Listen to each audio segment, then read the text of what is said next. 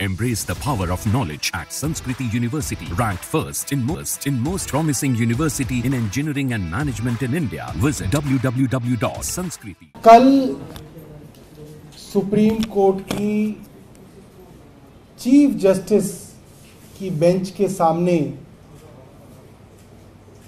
दिल्ली के रिज इलाके में करीब 1100 पेड़ों को गैर कानूनी तरीके से कटवाने का मामला आ रहा है। देश के न्यायाधीश इस मामले को सुनेंगे। मेरा मानना ये है कि अगर देश के न्यायाधीश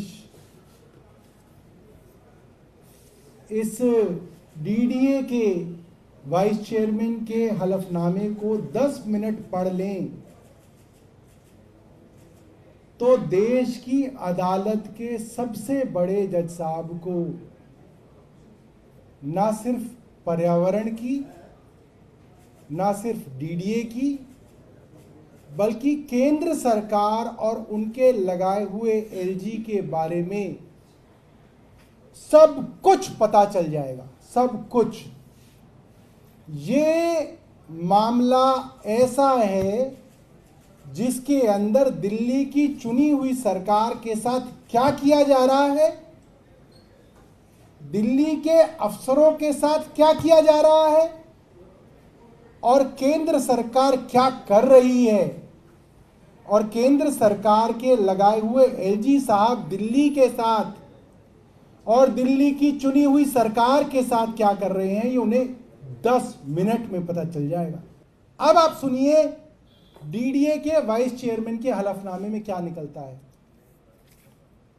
इसके अंदर है, एक तो वो माफी मांगते हैं पहले सुप्रीम कोर्ट से कि हमने सुप्रीम कोर्ट से सच छिपाया। क्यों छिपाया? क्योंकि जो पेड़ गैर कानूनी तरीके से पहले ही काट चुके थे, चोरी पकड़े जाने के बाद सुप्रीम कोर्ट में उनको काटने की परमिशन मांगने गए। पहले काट चुके हैं, बाद में परमिशन मांगने गए कि साहब हमें पेड़ काटने हैं, परमिशन दे दो। वो परमिशन सुप्रीम कोर्ट ने रिजेक्ट कर दी। तो आपने झूठ बोला कोर्ट में, एलजी साहब के डीडीए ने झूठ बोला, उसके लिए पहले तो उन्होंने माफी मांगी, मतलब उन्होंने अपनी चोरी कबूल कर ली। आगे क्या लिखते हैं सुनिएगा। उन्होंने ये मान लिया कि ये पेड़ 16 फरवरी से लेकर 10 दिन के अंदर गैर कानूनी तरीके से काटे गए। अब डीडीए ने एक वाइस चेयर, डीडी की एक कमेटी बनी जिसका हलफनामे के अंदर उन्होंने बताया। उसके अंदर आप सुनिए कि हुआ क्या। इस कमेटी ने ये बताया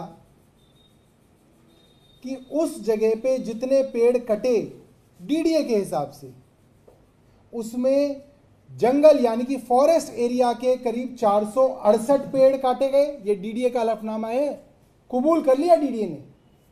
और नॉन फॉरेस्ट एरिया के 174 पेड़ काटे गए। ये डीडीए कह रही है। हालांकि आरोप इनके ऊपर 1100 पेड़ों का है, मगर इन्होंने 468 जमा 174 इतने पेड़ों को गैर कानूनी ढंग से काटा गया, ये तो इन्होंने अपने हलफनामे में मान लिया है। इस हलफनामे में यह भी मान लिया गया, जो बार बार झूठ बोला जा रहा था कि दिल्ली सरकार ने इनको पेड़ काटने की परमिशन दी है, इस हलफनामे में यह भी मान लिया गया कि इनको ना तो सुप्रीम कोर्ट ने कोई परमिशन दी है और ना ही इनको दिल्ली सरकार ने पेड़ काटने की कोई परमिशन दी है। इनके पास एक भी पेड़ काटने की परमिशन नहीं थी, ना दिल्ली सरकार की, ना सुप्रीम कोर्ट की।